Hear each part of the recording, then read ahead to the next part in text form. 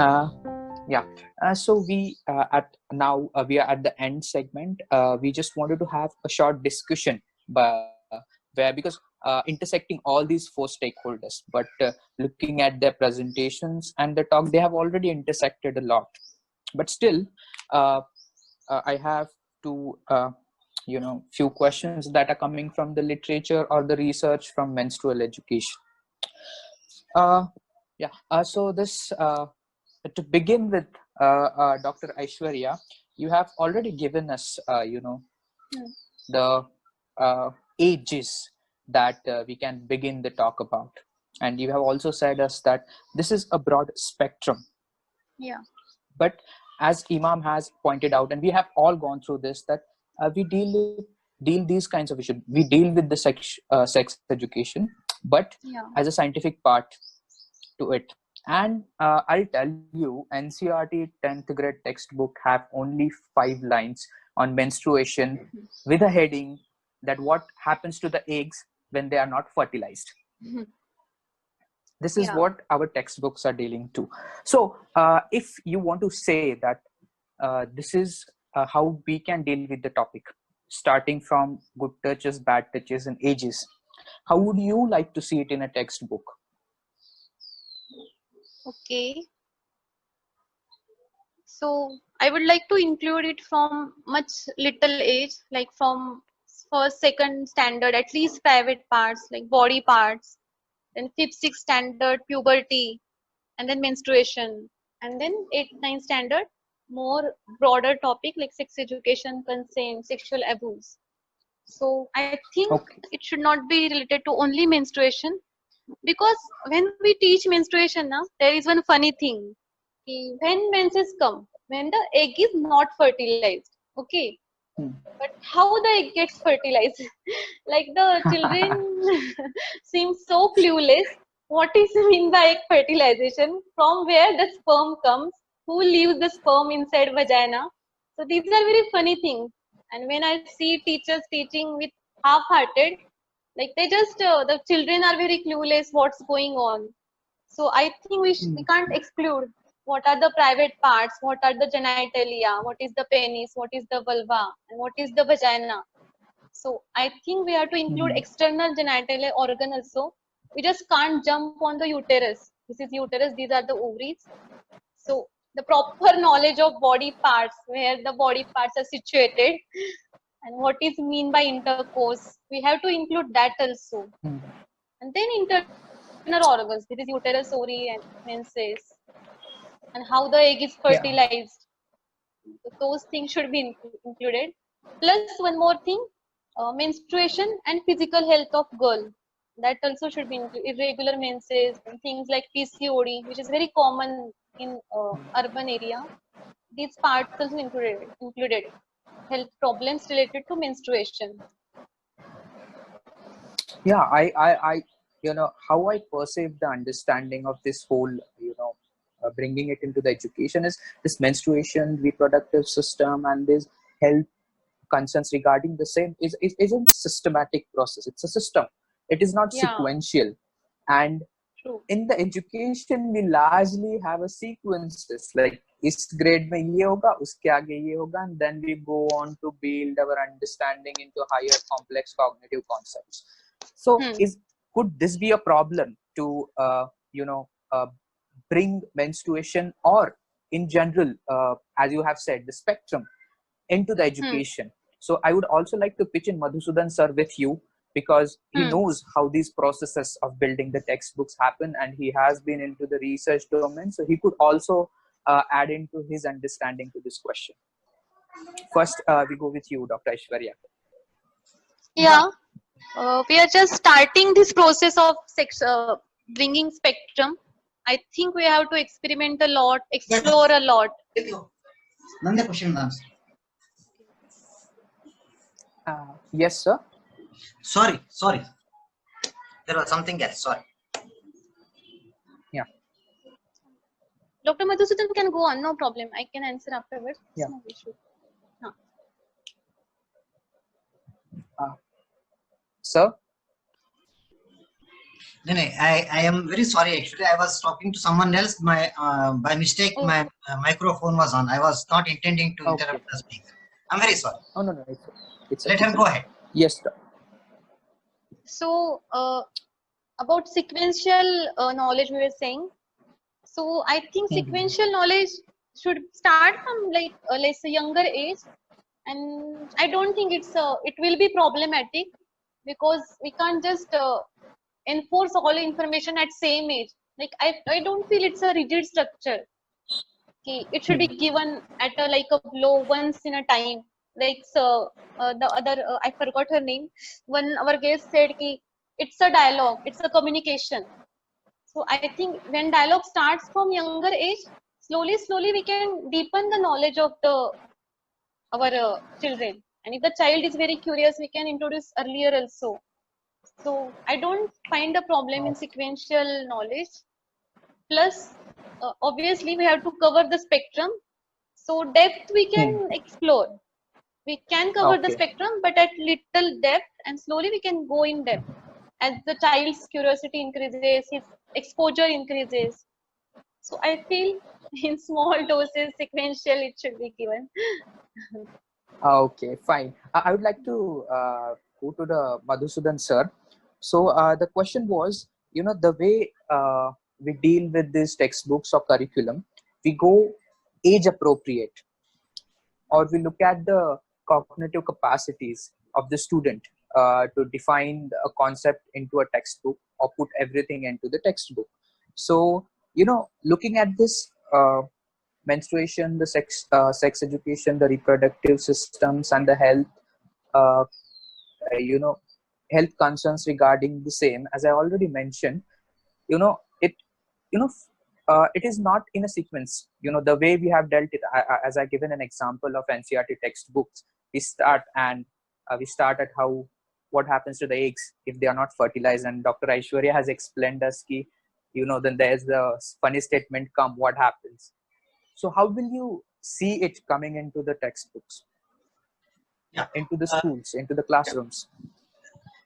this is the important part of all this is coming, bringing down the content into the textbooks becomes very crucial and important. And the textbook, when we talk about it, it's not just one simple book that we are holding. It's a linear, progressive, calculated inputs that have been given at various stages. And as you very rightly said, cognitive abilities at appropriate age.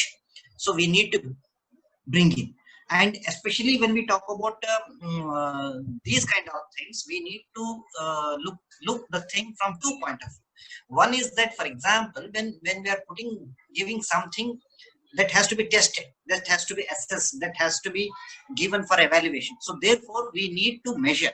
So when we are saying we need to measure, we need to give in the textbook in the form of like, for example, measurable outcomes. Like, for example, it should be say it could be at any class or at any age.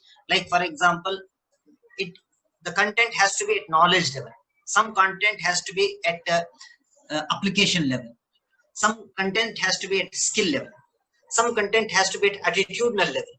the it's not that just a science of mensuration we are providing in only science textbooks. It could come in any form in any textbooks. Somewhere it is modifying the learners attitudes, the behavioral changes.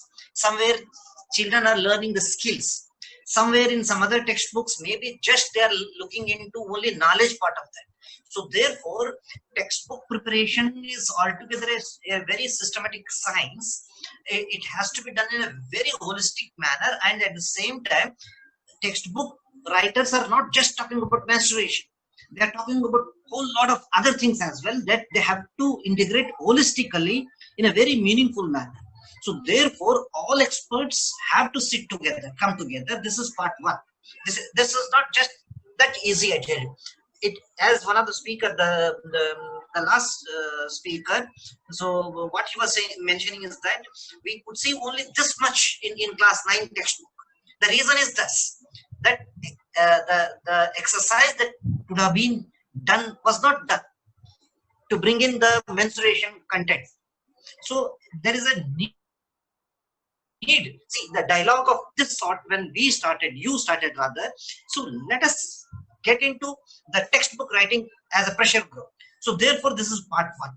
And the part two of this is, like for example, the domains of learning will be there. So the domains of learning, what I mean is like affective domain, psychomotor domain. So those kind of aspects also need to be taken into account when we are putting any deliberate. See, this content is a deliberate content that we are planning and giving through our instructional design. So therefore, a very system, and first of all, the policymakers need to be convinced this is needed. First, if they're not convinced, they will straight whatever effort you make, they will straight away they will edit your portions again. They will go to the last priority. So what is the in addition to the content? See, most of the cases, unfortunately, I tell you, the most of our textbooks focus on science and technology, learning, grammar, these kind of things. The more and more of the knowledge part. So therefore, when we are talking about issues like this, bringing the menstruation into the classroom, and textbook can become the center. एक hardcore written document है ये अभी. सो इस document जब हम तैयार कर रहे हैं, चाहे क्लास 4 के लिए कर रहे हैं, चाहे क्लास 8 के लिए कर रहे हैं, तो very serious effort needs to be made. Such efforts have not been done before, I tell you. So that is what I thought I will put here. Okay, Imam wants to add something to Madhusudan sirs. So Imam, you can go on. Please.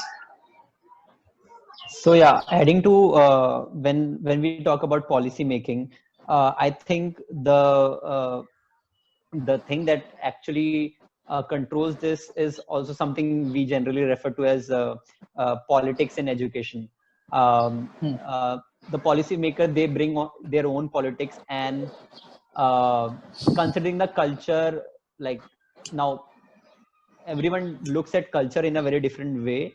So they don't want to neither say offend anyone, and at the same time want to give, I mean, keep everyone on the same page. So I guess even though we talk about so much about things happening in policy level, that's why we see that in the end it does not turn up into our textbooks and in our curriculum. Just giving us a small example, when the textbooks were updated 2 years back, the same chapter which I'm talking about, I'm just talking about menstrual cycle, there's so much to talk about. In the same page, in a 10-line paragraph, there were 3 different spellings of menstruation. At one place it was mensuration, at one place it was I have the textbook with me, wait, menstruation, and the correct one, menstruation. So which is a shame actually. The amount of seriousness that can be seen is ridiculous.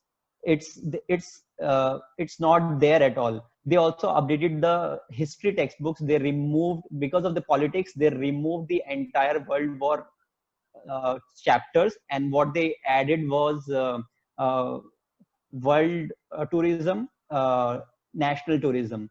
And in one of those chapters, it says that traditionally girls are supposed to play with dolls and boys are supposed to play outside. So when you bring politics and introduce into education, the quality goes down, and this is the harm that is happening, that we can see in our education. And I would like very openly and outrightly say that we are making a dumb country because of the politics. We are aiming of making India a superpower, but the thing we are doing with our education is actually taking us in the opposite direction. So that's what I wanted to add. Okay, yes. To some extent, the argument comes that we are being political. To some extent, we say that our textbooks are very neutral, and by being neutral, they are losing the essence also. So these are two different kinds of argument.